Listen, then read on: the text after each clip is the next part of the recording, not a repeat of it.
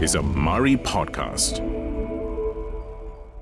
Hello there, you're tuned into MARii Mobility World. I'm Azaria Tagaya, and as usual, this is the program where we talk about technological advancements in Malaysia's industries. And today we are talking about game-based learning and how it can actually help children enrichment in education and also in technology adoption. So today we have with us the principal of Crafty Minds, Ms. Sharon Wong. Hi, Sharon. Thank you so much for joining us. Thank you, Azaria and MARii, for giving me this opportunity to share a little bit of experience about game-based learning. Indeed. It's our pleasure to learn more about Crafty Minds and also game-based learning and what it is. So first off, to get the ball rolling, what exactly is game-based learning? Game-based learning, in our own definition, for us, Crafty Minds been doing this for more than 7 years. It simply means how we translate the knowledge into a game format using the game principles. It is a very interesting way of transferring the knowledge to the students, or we call the learners, to understand more about the subject that we want to introduce to them. Yeah. Why is game-based learning important, and is it widely accepted in Malaysia? I would say before the pandemic lockdown, it was the awareness and the acceptance level among the students or even among the parents are very low. And then, but when we started, we did face a lot of challenging moments when we start. So parents question us, how can they learn? How can the kids learn through game-based learning using the game? So we have been the strong believer, even our founders, when we started this game-based learning approach.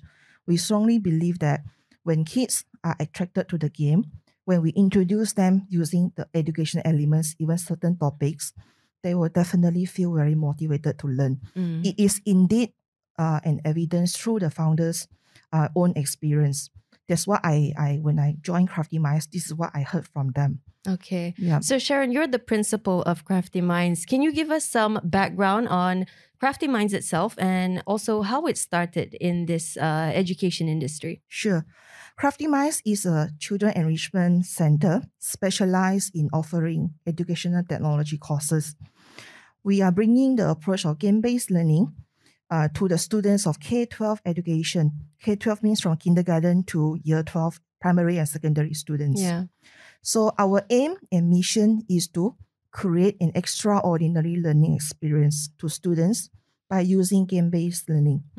So throughout the years, we feel that people need to know more about Minecraft, especially our industry here in Malaysia. Education landscape in Malaysia is still not really matured when we started this. People don't know about Minecraft.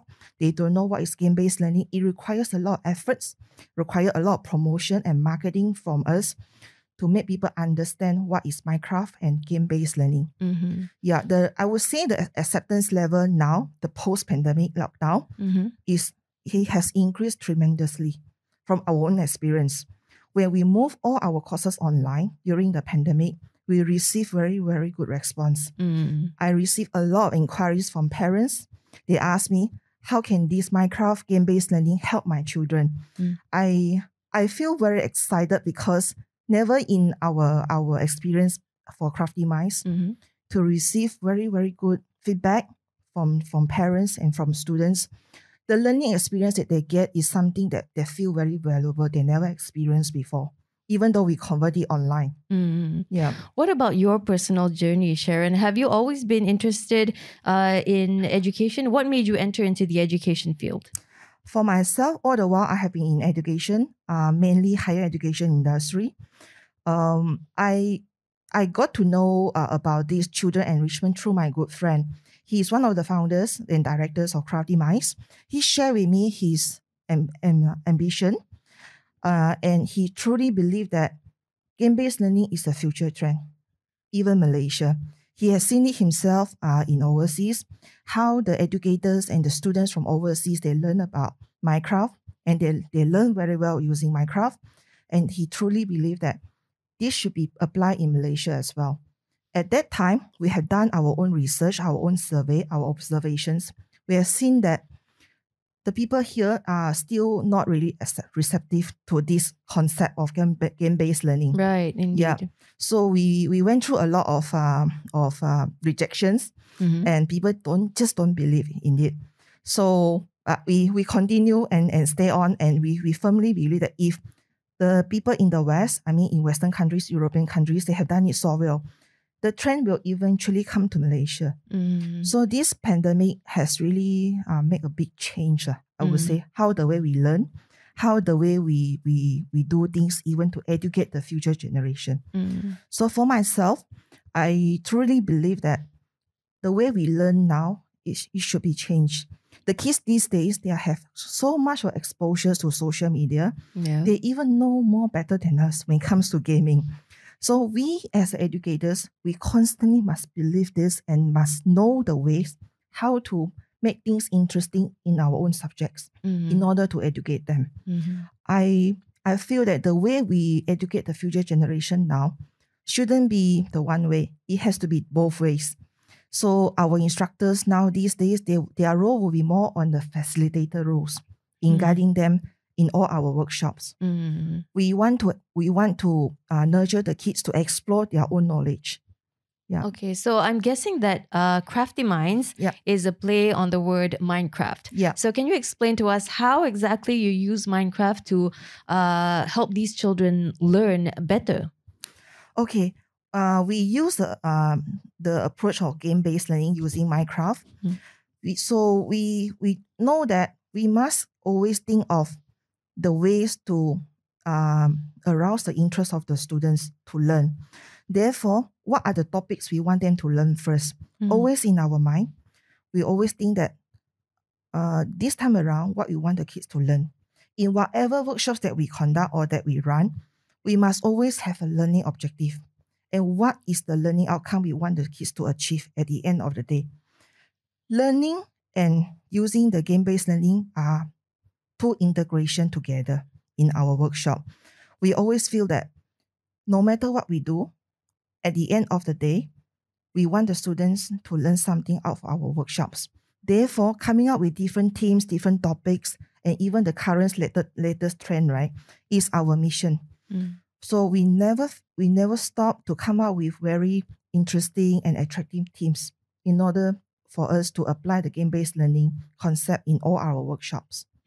Yeah. So for the uninitiated, maybe people who have heard the word Minecraft, but they don't know how the game actually works, how does Minecraft help children to acquire these skills that they actually need to learn to live in this modern world? For example, problem solving, critical thinking, and also working together with friends. How can Minecraft teach them this? You see, Minecraft in the game itself, the format is an open sandbox format. This immersive environment allows the learners, the students, to express their creativity the way they want to. So students, when they are in the world of Minecraft, they become very excited because the whole world is for them to explore. If we talk about Minecraft, it's about creation, right? They talk about building. So when they build, if they don't like the way they build it in the beginning, their first idea, they can destroy it and rebuild. So Minecraft provides endless possibilities for them to do so. And at the same time, Minecraft is the best tool to connect everyone together. Why I say so? We ourselves will experience it during the pandemic classes. So students, without them saying, they know how to work together as a team because they have a common goal, common purpose during the class. They know that their goal is to, let's say, to create a mobile hospital for the pandemic situations. Their role, they need to create a hospital. During the process of building, they need to work together as a team. So this promotes the collaboration and communication skills among the students. They know that their role is to solve the problem. So how do they solve it together? They need to work as a team. So this is a very good platform for them to promote their the collaboration skills. This is what we have experienced it and seen it ourselves. I see. During the classes. Do you base your modules for teaching and learning based on other countries, or where did you get this the sample syllabus from before you started? We did a lot of research, and then we observed what is the current trend, what is the main topics that the kids these days are excited about. So quite a number of research preparations that we need to do before we even launch a single workshop every time. Yeah. How many different types of workshops do you have under Crafty Minds? Besides Minecraft? Yeah. Besides Minecraft, we do have 3D design. Previously, we had 3D design and printing. Then we replaced the printing part with AR, augmented reality. All this can be done online. So students using the software Tinkercad, they will be able to transform their ideas into reality. This is very amazing experience for them. So we will teach them how to use the software. They need to think of what are the design stuff they want to create. Let's say create a 3D model. Then from there, we will let them experience using the software. At the end, we will print it out for them. But the printing part will be replaced now with the augmented reality. I see. We use a special software to let them to see. This is the 3D model that you have designed. You can showcase it to your friends, to your family members, so that let them know that you are proud of your own creations. And this is what you created to the class. Yes. Well, speaking of which, you said just now that now it's through 3D. So how do you actually conduct your classes? Is it fully online? Yes, currently we run all our classes online. So in view of the uncertainty now with the situations in the country, our management, we feel that the online learning is still the way to go, even though everything, we are back to the new normal. Yeah, so we all our classes, we run it online. So before the pandemic, before MCO, you did have physical classes? Yes, we did. Even we work with several international schools in Klang Valley. We were their CCA providers for their after-school programs. So we have our programs in the schools for 3D design, Minecraft, even coding. Yeah. I see. So do you think there's a difference when kids learn physically, being there and being tangible, being able to actually interact with the teachers and students versus learning online, which is the way that most kids are studying these days? Do you think there's a difference? Indeed, there is a difference. When we talk about young learners, right? So young learners, especially those who are under 10 years old, what we realize and observe is that they require more attention for online classes. And, we will face a lot of technical difficulties like computer connections, the specs. So we require the support from the parents in the beginning just to ensure that they manage to follow the instructions from us and then carry on with the task given. Yeah.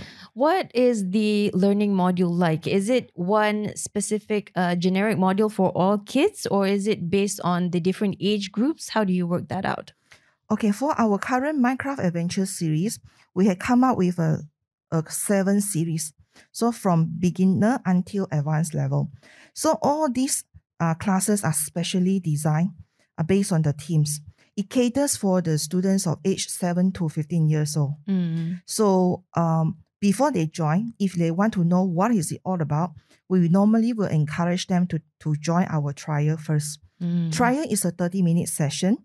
This trial will be able to let the students to experience what is it all about, whether or not the students are able to cope with the instructions, and how do they behave inside the game. So there is a set of instructions where the coach will guide them through to finish the task given. Okay, so the trial is 30 minutes. It's 30 minutes. What about online. The actual class? The actual class, currently, we do not have a actual class at the moment, but we do receive the request from the schools to go back to the school for physical classes. We plan to go back to school maybe in April or May when things are more settled down. Okay. Yeah. So for children who are maybe interested to partake in game-based learning, what is actually needed in a student? Do they have to need specific software, or maybe do they have requirements in terms of language and computer skills? Yes, that's where the trial comes in. So this trial will allow us to know whether or not the students' computer specs meets the requirement. We have a specific set of requirements for students to check for their own computer specs, and they need to have the basic computing computer skills, to know how to use the mouse, to know how to use the keypad together. So all this we will be able to access during the trial sessions. The media of instructions for the class will be English. However, we do have some students request for the coach to communicate with them in Bahasa. We can do that as well. Okay, so you can adapt to the children as well. Yeah. So far in your experience with Crafty Minds, how is the acceptance of technological adaptation between among children and also the parents who come to you to Crafty Minds to have their children engage in game-based learning? Are they really receptive to technology these days, or are they reluctant to do so? I would say they are very receptive these days. Some of the students, they keep asking, so what's next for us? We always have the question to answer what's next.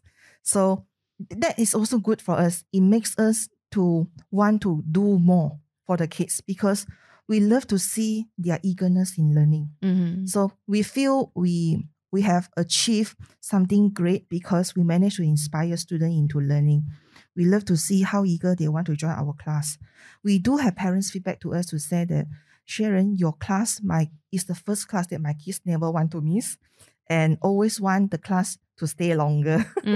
Yeah, so we feel we have done a good job on this to inspire students to learn. What about in terms of acceptance in technology? I mean, are there some parents who don't really understand what is happening with their children, but they encourage their children to go for game-based learning because their kids obviously enjoy it? Exactly. Are there some parents who are like that? They don't really understand this technology. Yes, I often encounter questions like this. I don't know what my son is doing. I just see that he loves Minecraft. He can play Minecraft all day. So from there, I have to educate the parents. What is game-based learning? How Minecraft can actually assist their children to grow, to develop the 21st century skills. So quite a lot of the educating and bringing up the awareness of Minecraft and game-based learning to the parents in this period. Me and my team, we have been doing this. Why do you think that is? Why do you think adults are less receptive to technology? They don't want to, I don't think they don't want to, but they don't know how to embrace and adapt to the movements in technology in Malaysia. Why do you think that is? I think mainly because Minecraft in itself is a game. The word game, right, sometimes can be quite manipulative. Yes. Right? So they think it's gaming. They just think it's game. It will not help them in their studies. But they need to understand things are changing. The way we learn, the way we teach now these days have changed. If we don't follow the change, we will be changed. I have been telling the parents, you need to give confidence to your child. And we will make sure that your child is just not playing. We will make sure they achieve the learning objective end of the day. How do we give them this form of confidence and assurance? What we do, we normally will show them at the end of the workshop to show them the summary of achievement and also with their portfolio. It's important for us to show to the parents throughout the 8 weeks classes, this is the creation of your children. And then we also ask them, we'll give them some quizzes. What have you learned throughout the lessons? What have you learned? There is always a reflection that we will do on our part. Okay, so that's your advice to parents and adults who are less receptive perhaps to technology. Yes. To be more open and to learn more They so learn that more. you know. Yes. Okay, indeed. Oh, well, what is your hope for the kids that take up this program, game-based learning? What kind of graduates or alumni do you hope to produce in the future? Who will these kids grow up to be? These kids, I would say, they are the future generations. They will possess the 21st century skills and they will be a good communicator. They will know how to be a team player and they have the digital literacy skills where every employer are seeking. So our program are actually opening doors to students who have the interest and passion in the area of architecture, design, creative multimedia, even interior design, technology courses. So we talk about creativity these days and problem solving. All our courses are based on these two principles. Yeah. So moving ahead for the future, what do you have planned for the coming years? Because I know now, as you mentioned just now we're opening up the industries and maybe perhaps in the future you can have physical classes again. Yeah. So what are your future plans? Our future plans, we actually would like to move on to the coding part.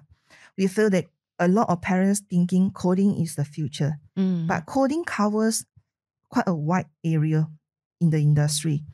We are now preparing to launch Minecraft coding. It will be launched in March. It's in the plan.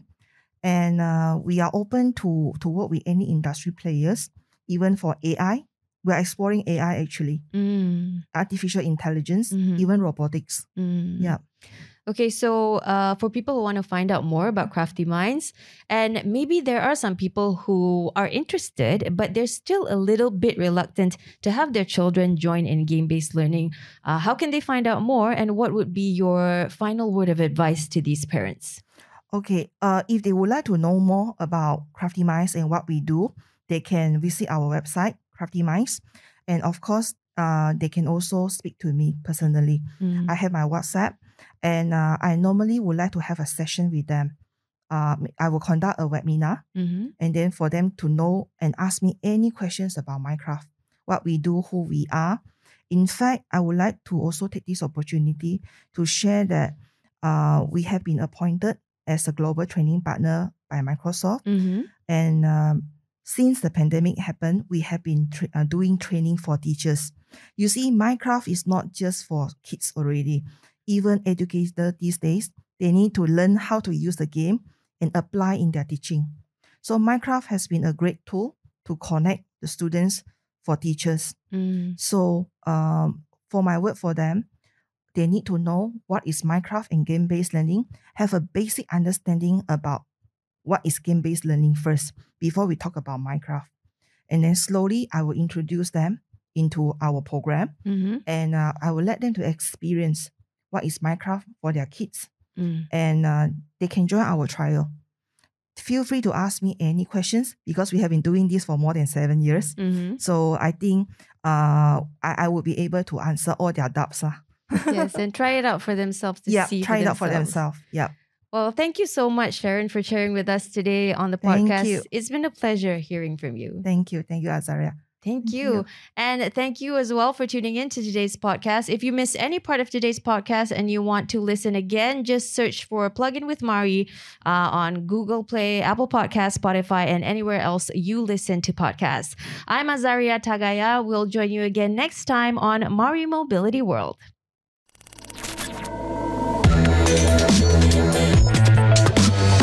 This is a MARii podcast.